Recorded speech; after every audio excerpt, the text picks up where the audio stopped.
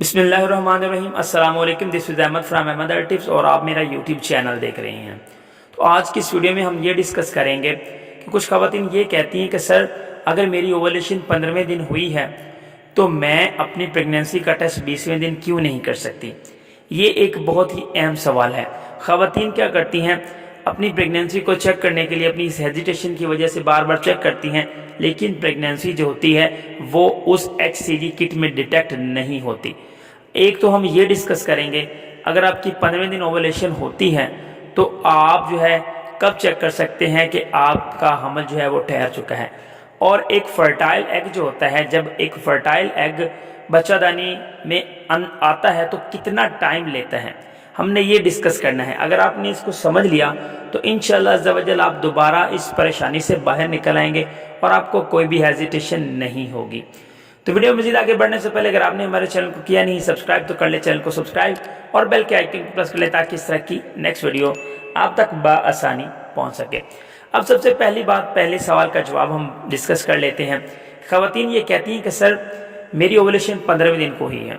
15वें दिन को ओवुलेशन हुई जब फ्लिपन ट्यूब्स के अंदर वहाँ पर अवेलेबल जो जरासीम हैं वो थे और जो प्रॉपरली हमल ठहराने के लिए, कामयाब हमल ठहराने के लिए अहम होते हैं, वो जरासीम उसको वहाँ पर मिल गए। वहाँ पर एग फर्टाइल हो गया। अब सेकंड मरहला शुरू हो जाता है जिसमें एग जो है उसने इम्प्लांट करना होता है बच्चादानी के अंदर। तो इसमें ये कितनी ड्यूरेशन लेता है, मतलब कि एक फर्टाइल एग कितनी ड्यूरेशन लेता है बच्चादानी के अंदर आने के लिए। तो जब आपका एग फर्टाइल हो जाता है तो उसके तकरीबन 7वें से 8वें दिन तक, मतलब कि अगर आपका एग फर्टाइल हुआ 15 डेट को तो तकरीबन आपके अंडे की जो इम्प्लांटेशन होगी वो तकरीबन 22 डेट को होगी। 7 दिन या 8 दिन लगते हैं उस फर्टाइल एग को बच्चादानी के अंदर इम्प्लांट होने में। तो जब ये 1 वीक लग गया तो तब भी आप अपनी प्रेगनेंसी का टेस्ट नहीं कर सकते, क्योंकि ये जो फर्टिलाइजेशन का अमल होता है ये तब ही हो जाता है जब आपकी ओवुलेशन होती है और स्पर्म्स के साथ मिलने के बाद आपका एग फर्टाइल हुआ, फर्टिलाइजेशन का अमल हो गया। नेक्स्ट आ गया इम्प्लांटेशन का।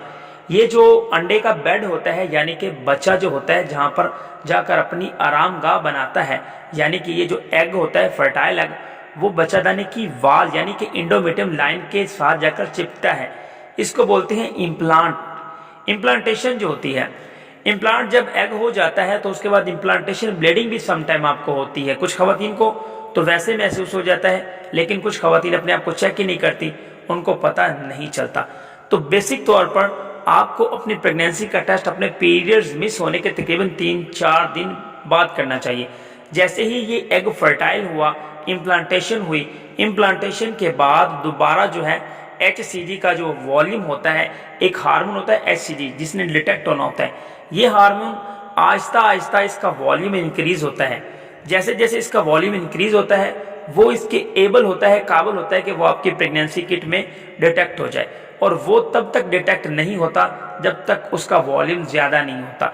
इसीलिए हम आपको सजेस्ट यही करते हैं कि आप मॉर्निंग का यूरिन इस्तेमाल करें और कम अज़ कम आप जो है इस प्रेगनेंसी किट में तब प्रेगनेंसी किट डालें यूरिन में जब आपकी प्रेगनेंसी की जो डेट है वो तकरीबन 2-3 दिन ऊपर हो जाए। तो उम्मीद करता हूँ कि वीडियो आपको पसंद आई होगी। Thanks for watching Ahmed tips. वस्सलाम।